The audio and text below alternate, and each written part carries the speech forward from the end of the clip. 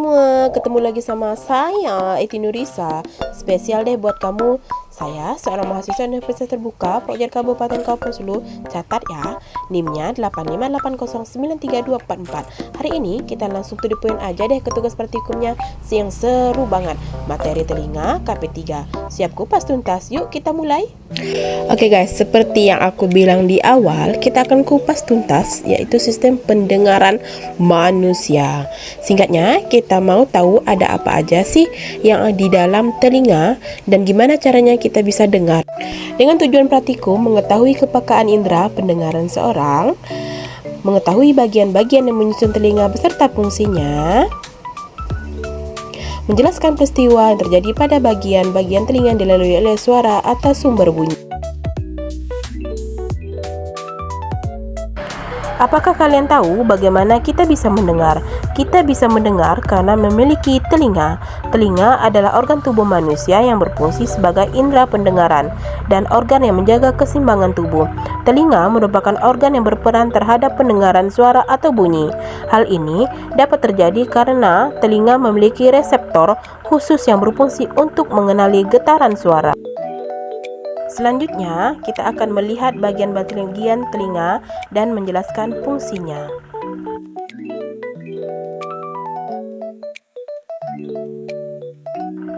Yang pertama, telinga bagian luar, yaitu adanya daun telinga. Daun telinga berfungsi untuk mengumpulkan gelombang suara ke saluran telinga.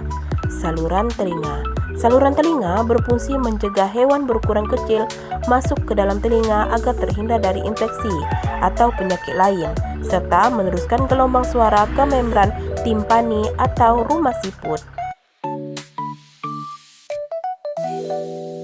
Selanjutnya, telinga bagian tengah, membran timpani.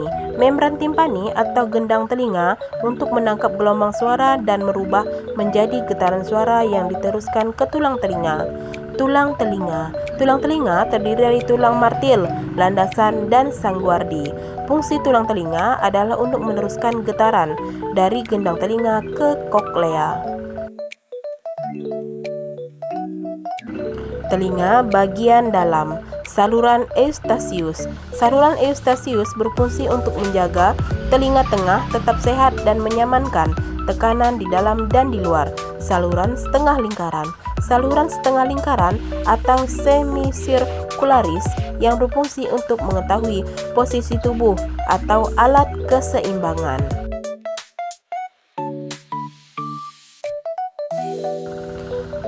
Koklea atau rumah siput adalah saluran berbentuk spiral yang menyerupai rumah siput. Di dalamnya terdapat organ korti yang berisi ribuan sel rambut yang peka terhadap tekanan getaran suara. Koklea berfungsi merubah getaran tersebut menjadi sinyal listrik yang diteruskan ke saraf pendengaran untuk diterjemahkan ke otak. Di sini saya akan juga menjelaskan bagaimana mekanisme sistem pendengaran. Yang pertama, gelombang suara masuk ke telinga luar dan menggetarkan gendang telinga. Getaran gendang telinga diteruskan ke tulang pendengaran di telinga tengah.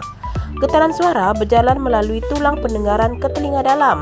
Getaran suara mencapai rumah siput di telinga dalam dan menggerakkan sel-sel rambut.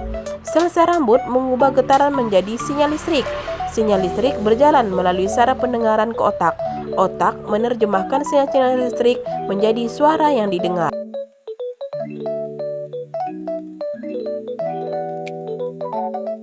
Di sini saya akan melakukan praktek uji coba untuk menguji batas indera pendengaran kita. Tapi kali ini kita akan mengandalkan alat sederhana yaitu sendok dan mangkuk kaca. Saya akan berperan sebagai pembuat sumber suara yang konstan dengan memukul sendok ke mangkuk kaca. Suara ting yang nyaring ini akan menjadi stimulasi kita. Kita akan menguji seberapa jauh jelas suara ini terdengar pada jarak yang berbeda. Dan di sini teman saya akan menjadi subjek uji, akan menutup salah satu telinganya untuk melihat bagaimana pendengaran kita berfungsi optimal. Dari percobaan saya lakukan, saya menarik kesimpulan bahwa telinga manusia sangat sensitif. Ia masih dapat mendeteksi suara yang relatif keras dari jarak yang berbeda. Meskipun satu telinga ditutup, namun kemampuan pendeteksian suaranya mulai menurun dari jarak yang lebih jauh. Percobaan ini menunjukkan betapa pentingnya dua telinga untuk menerima suara secara penuh dan akurat, terutama dalam memproses detek suara di jarak yang semakin jauh. Sekian dari saya. Wassalamualaikum warahmatullahi wabarakatuh. Sampai jumpa. Terima kasih.